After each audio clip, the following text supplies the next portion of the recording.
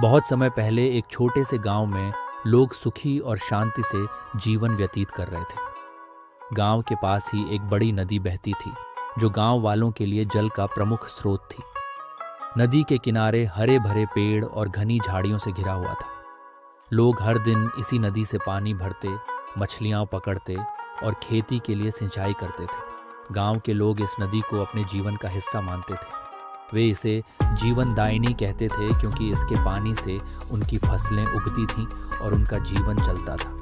परंतु इस नदी में एक खतरनाक मगरमच्छ रहता था, जिसने गांव वालों की जिंदगी को कठिन बना दिया था। ये मगरमच्छ सामान्य मगरमच्छों से काफी बड़ा और शक्तिशाली था। वह नदी के पानी में चुपचाप तैरता रहता और जब भी कोई ग्रामीण पानी लेने या मछली पकड़ने आता, वह अचानक हमला कर देता। उसकी आंखों में एक भयानक चमक थी और उसके बड़े बड़े दांत किसी को भी भयभीत कर सकते थे। गांव वालों को पहले तो इस मगरमच्छ की उपस्थिति का पता नहीं चला, लेकिन जब एक दिन गांव की एक महिला पानी लेने गई और वह वापस नहीं आई, तब सबको शक हुआ कि नदी में कुछ तो गड़बड़ है। कुछ दिनों बाद एक आदमी मछलियां पकड़ने गया और वह भी नदी किनारे से गायब हो गया। ये घटना बार बार घटने लगी। धीरे धीरे लोगों में डर बैठने लगा। गांव के मुखिया ने इस बारे में चर्चा की और कहा, हमें कुछ करना होगा। ये मगरमच्छ हमारे जीवन के लिए खतरा बन गया है। हम इस नदी पर निर्भर हैं, लेकिन अगर यह इसी तरह चलता रहा तो हम पानी और भोजन के बिना मर जाएंगे। गांव वालों ने कई तरीके आजमाए मगरमच्छ से छुटकारा पाने के लिए। उन्होंने नदी के किनारे जाल बिछाया, पर मगरमच्छ इतना चालाक था कि वह हमेशा बच निकलता।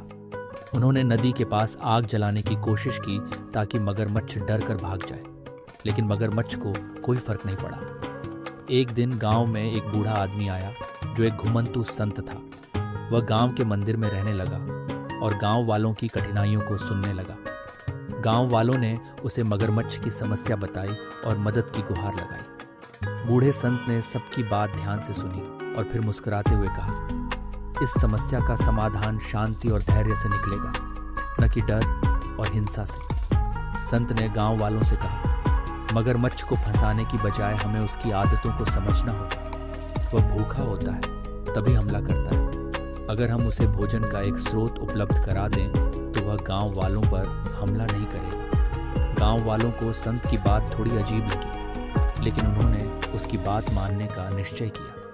संत ने योजना बनाई कि हर दिन नदी के किनारे एक निश्चित जगह पर गांव वाले मांस का एक टुकड़ा रखेंगे। ये मांस मगरमच्छ के लिए पर्याप्त होगा ताकि वह भूखा न रहे और गांव वालों पर हमला न करे।